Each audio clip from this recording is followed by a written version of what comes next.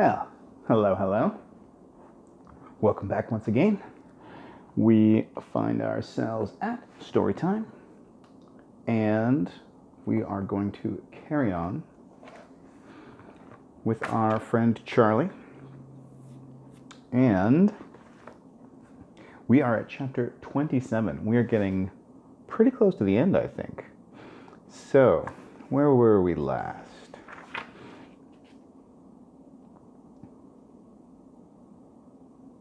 Oh, right.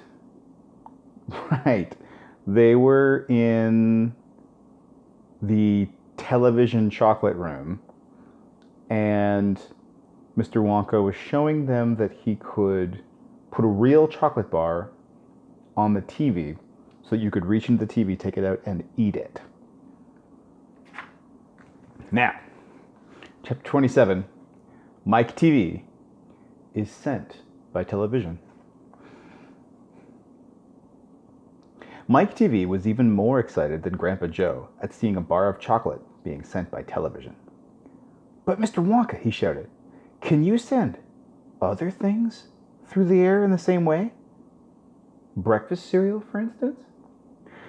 "Oh, my sainted aunt," cried Mr. Wonka, "don't mention that disgusting stuff in front of me. Do you know what breakfast cereal is made of? It's made of all those little curly wooden shavings you find in pencil sharpeners." "But could you send it by television if you wanted to, as you do chocolate?" asked Mike Teavee. "Well, of course I could." "And what about people?" asked Mike Teavee. Could you send a real live person from one place to another in the same way?" "A person?" cried Mr. Wonka. "Are you off your rocker?" But could it be done? Good heavens, child, I really don't know. I suppose it could. Yes, I'm pretty sure it could, of course, it could. I wouldn't like to risk it, though. It might have some very nasty results. But Mike Teavee was already off and running.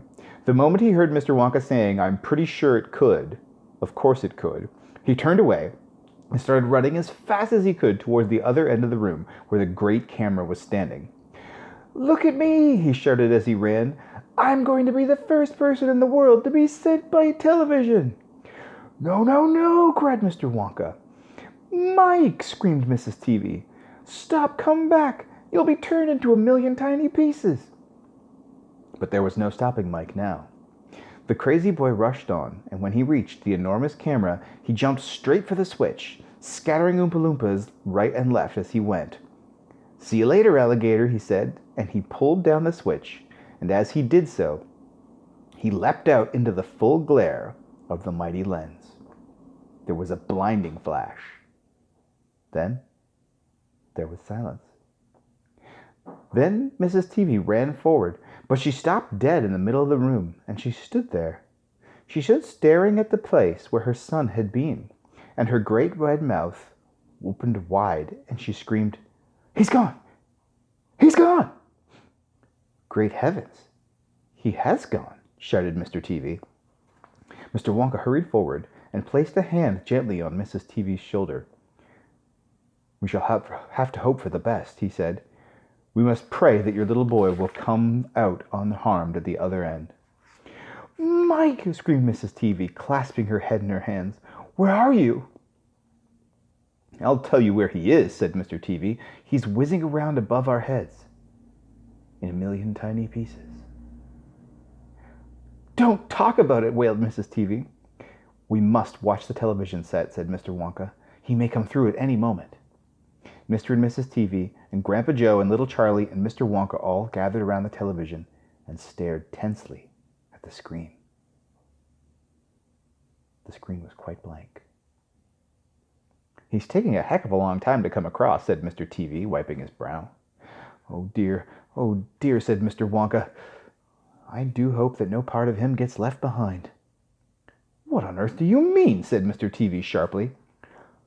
"Well, I don't wish to alarm you," said Mr. Wonka, "but it does sometimes happen that only about half the little pieces find their way into the television set. It happened last week. I don't know why, but the result was that only half a bar of chocolate came through. Mrs. Teavee let out a scream of horror.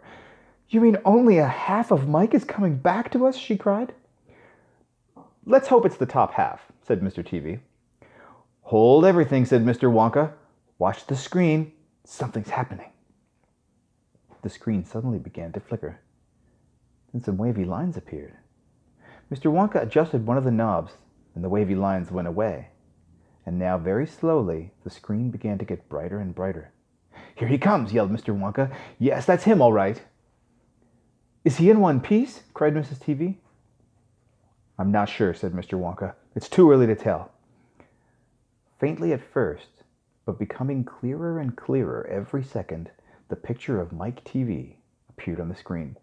He was standing up and waving at the audience and grinning from ear to ear. "But he's a midget," shouted Mr. Teavee. "Mike!" cried Mrs. Teavee. "Are you all right? Are there any bits of you missing?" "Isn't he going to get any bigger?" shouted Mr. Teavee. "Talk to me, Mike!" cried Mrs. Teavee. "Say something! Tell me you're all right." A tiny little voice, no louder than the squeaking of a mouse, came out of the television set. "Hi, Mom," it said. "Hi, Pop, look at me. I'm the first person ever to be sent by television." "Grab him," ordered Mr. Wonka. "Quick!" Mrs. Teavee shot out a hand and picked the tiny figure of Mike Teavee out of the screen. "Hooray!" called Mr. Wonka. "He's all in one piece. He's completely unharmed."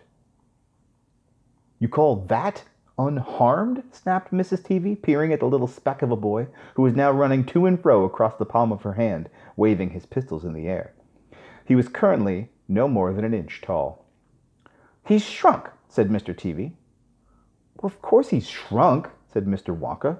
"What did you expect?" "This is terrible," wailed Mrs. Teavee. "What are we going to do?" And Mr. Teavee said, "We can't send him back to school like this.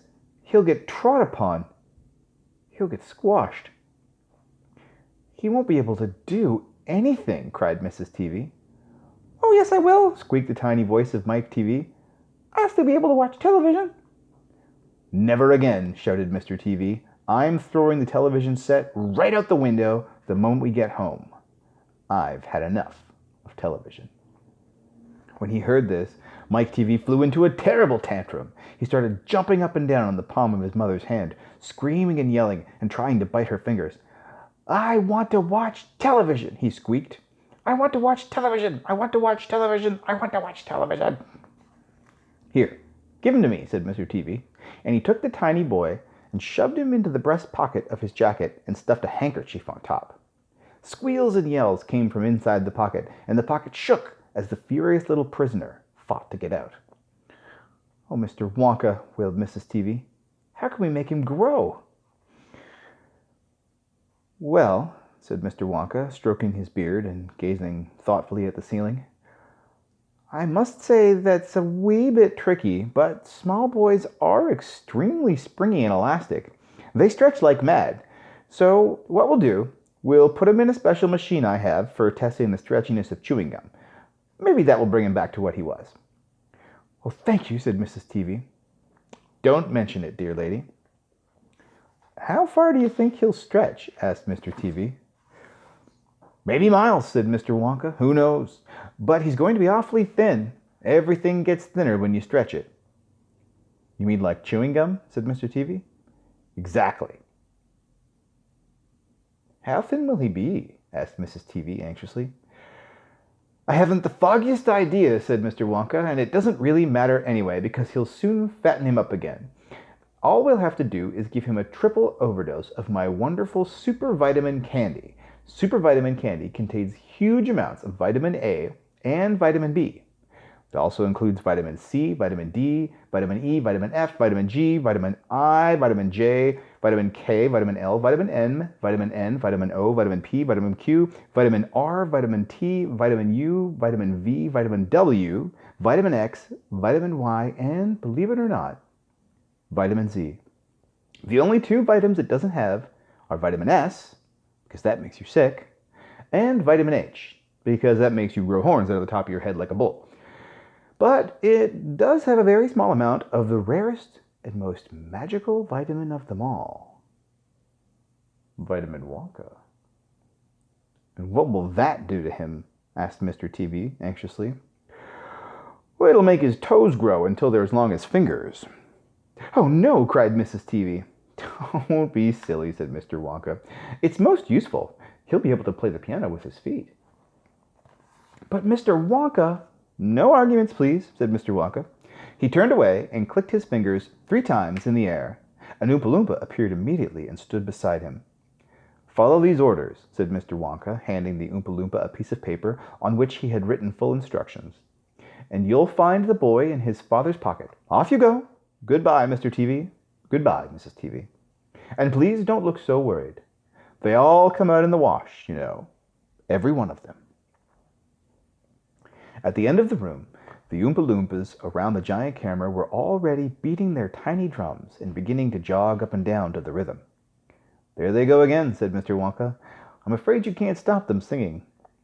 Little Charlie caught Grandpa Joe's hand, and the two of them stood beside Mr. Wonka in the middle of the long, bright room, listening to the Oompa Loompas. And this is what they sang. The most important thing we've learned so far as children are concerned is never, never, never let them near your television set.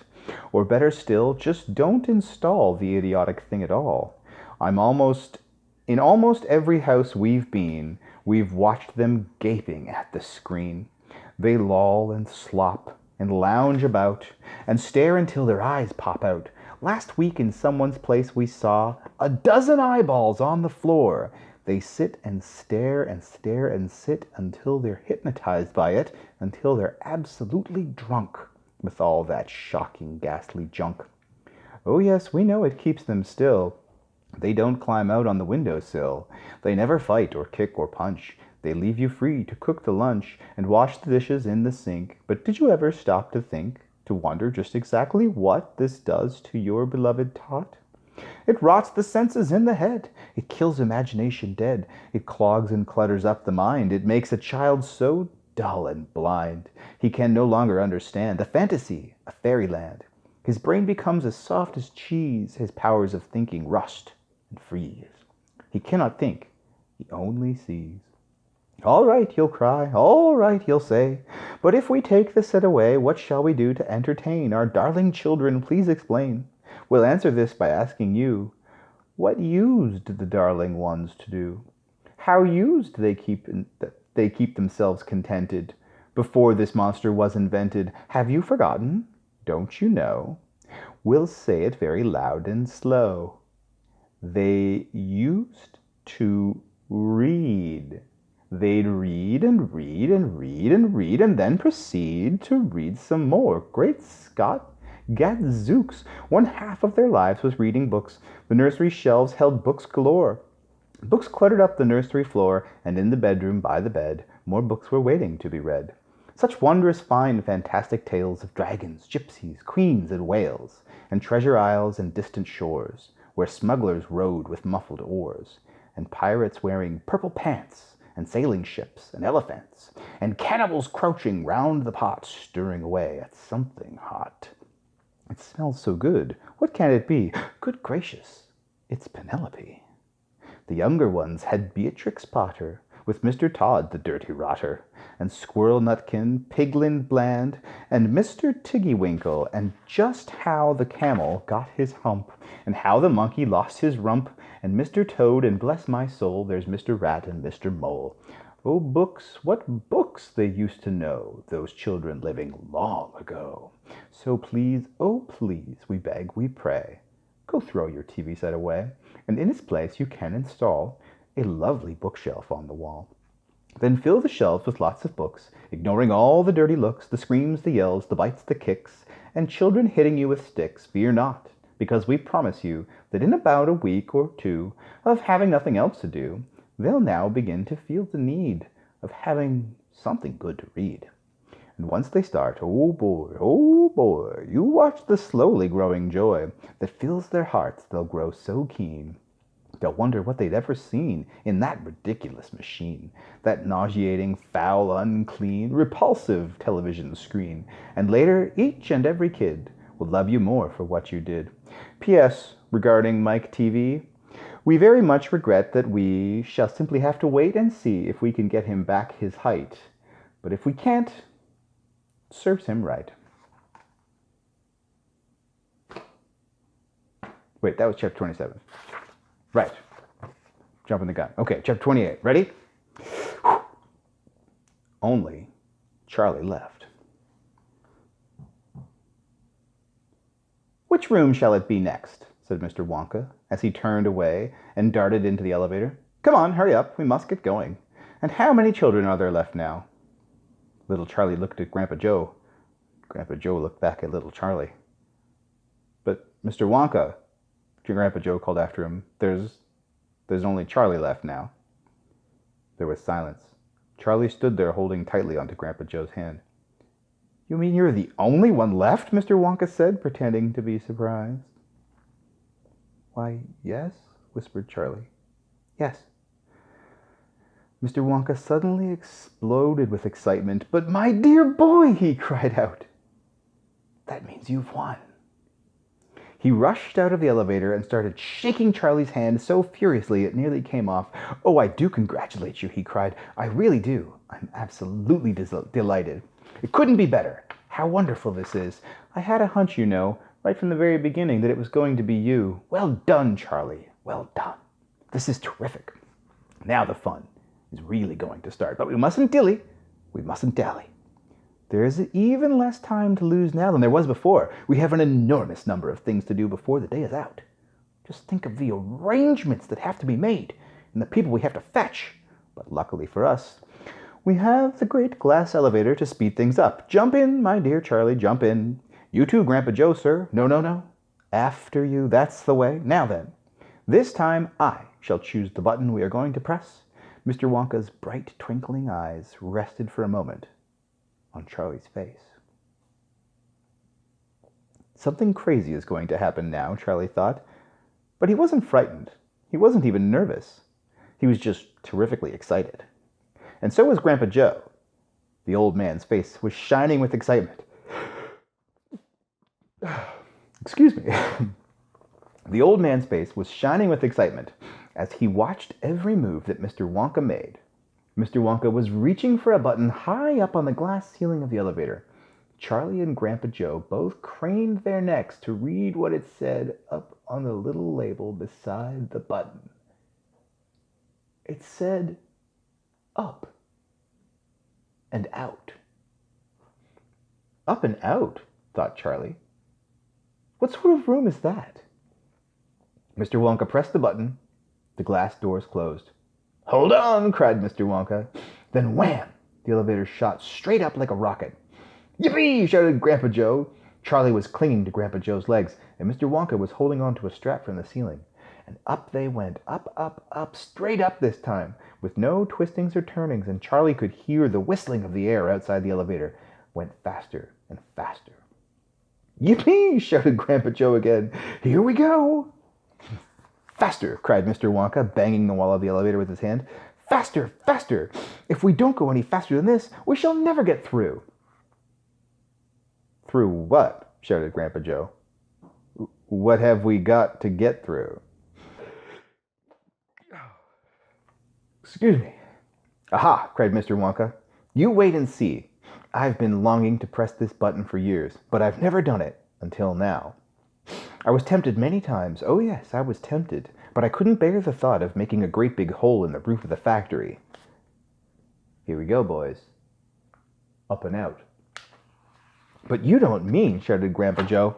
You don't really mean that this elevator... Oh yes, I do, said Mr. Wonka. You wait and see. Up and out. But it's made of glass, shouted Grandpa Joe. It'll break into a million pieces. I suppose it might, said Mr. Wonka, cheerful as ever. But it's pretty thick glass all the same. And suddenly, crash! And the most tremendous noise of splintering wood and broken tiles came from directly above their heads. And Grandpa Joe shouted, Help! It's the end! We're done for! And Mr. Wonka said, No, we're not. We're through. We're out. Sure enough, the elevator had shot right up through the roof of the factory, and now was rising into the sky like a rocket, and the sunshine was pouring in through the glass roof. In 5 seconds, they were 1,000 feet up in the sky. "The elevator's gone mad," said Grandpa Joe. "Have no fear, my dear sir," said Mr. Wonka calmly, and pressed another button. The elevator stopped. It stopped and hung in midair, hovering like a helicopter, hovering over the factory and over the very town itself, which lay spread out below them like a picture postcard.